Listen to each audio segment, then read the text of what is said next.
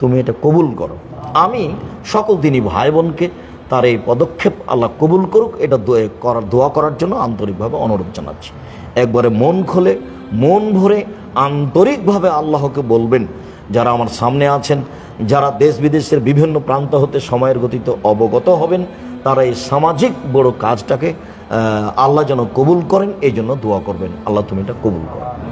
আর এটা যেন সুন্দরভাবে চলতে থাকে, তার জন্য কি পরামর্শ লাগবে, কি করা লাগবে, দেশের সচেতন পুরুষ নারীর কাছে জোরালো দাবি থাকবে। আপনারা সময়ের গতিতে আবদুল্লাহ এবং আবদুল্লাহর সাথে যারা থাকবে তাদেরকে পরামর্শ দিবেন অবশ্যই। সেটা যেন সময়ের গতিতে ভালো থেকে ভালো, সুন্দর থেকে সুন্দরভাবে সমাজের কাছে গড়ে ওঠে। সম্মানিত দিনী ভাই বোন, ঋণের ব্যাপারে আর কত বলি। রাসূল সাল্লাল্লাহু আলাইহি ওয়াসাল্লাম যতগুলো জিনিস থেকে বাঁচতে চাইতেন, তার একটা জিনিস থেকে বাঁচতে চাইতেন, সলাতে সালাম ফেরার পূর্বে আউযু বিকা মিনাল মা'সামি ওয়াল মাগরাম। আমি তোমার কাছে বাঁচতে চাচ্ছি বড় পাপ হতে, আমি তোমার কাছে বাঁচতে চাচ্ছি ঋণ কর্য হতে।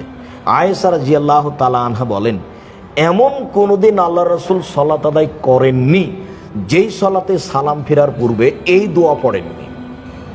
কি? আল্লাহুম্মা ইন্নী আউযু বিকা মিন আযাবি জাহান্নাম ওয়া আউযু বিকা মিন আযাবিল কবর। হে আল্লাহ, তোমার কাছে আমি জাহান্নামের শাস্তি থেকে বাঁচতে চাচ্ছি, তোমার কাছে আমি কবরের শাস্তি থেকে বাঁচতে চাচ্ছি। ওয়া আউযু বিকা মিন ফিতনাতিল মাসিহিদ দাজ্জাল, তোমার কাছে আমি দাজ্জালের ফিতনা থেকে বাঁচতে চাচ্ছি। ওয়া আউযু বিকা মিন ফিতনাতিল মাহি ওয়াল মামাত, তোমার কাছে দুনিয়াবি ফিতনা এবং তোমার কাছে পরকালের ফিতনা থেকে বাঁচতে চাচ্ছি।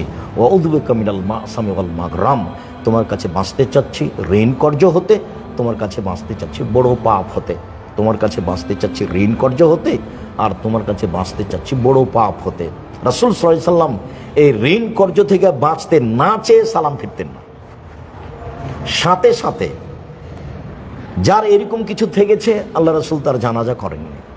সমাজকে এই সুদের সাথে জড়িত ঋণ থেকে বাঁচাতে হলে এই ক্ষুদ্র ঋণের ব্যবস্থা জরুরিভাবে চালু করতে হবে, এটাকে গ্রহণ করতে হবে। আমরা আল্লাহর কাছে আন্তরিকভাবে দোয়া করি, আল্লাহ তুমি এটা কবুল করো।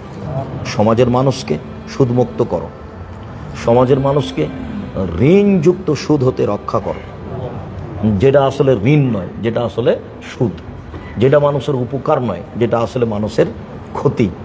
যে ঋণের কথা আল্লাহ বলেছেন সেটা নয়, যে ঋণের কথা নবী বলেছেন সেটা নয়।